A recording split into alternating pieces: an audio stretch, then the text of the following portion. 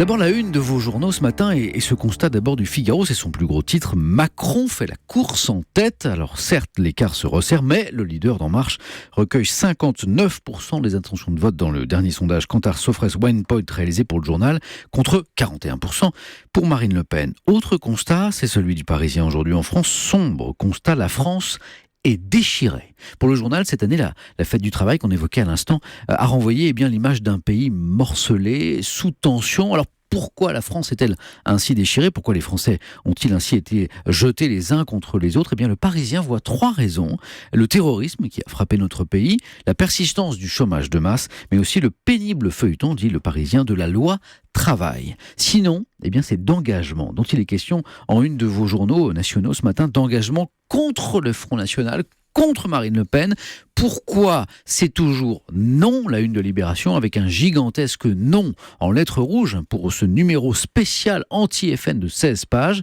Et Laurent Geoffrin écrit ce matin, on s'habitue à tout et on a grand tort, comme si la menace n'était plus la même, comme si le poison était éventé. C'est pour dissiper cette illusion, écrit Geoffrin, réveiller la vigilance que Libération publie ce cahier anti-FN, non pas pour crier vainement au fascisme, mais pour rappeler précisément, sans trémolo ni outrance, ce qu'est le Front National, quel danger il représente pour nos valeurs républicaines. Que Libération prenne parti, c'est pas vraiment une surprise au vu de la ligne éditoriale et de l'histoire du journal, mais qu'autant de patrons, de chefs d'entreprise sortent de leur silence, c'est plus surprenant. Ils sont de coutume très réticents à prendre position, soulignent les Échos qui donnent la parole ce matin à ces chefs d'entreprise inquiets de la dangerosité du projet de Marine Le Pen pour l'économie française. Et puis, engagement encore, et toujours contre Marine Le Pen, celui du journal chrétien La Croix ce matin. Notre journal n'a pas pour habitude d'exprimer une préférence parmi les candidats à une élection, rappelle d'abord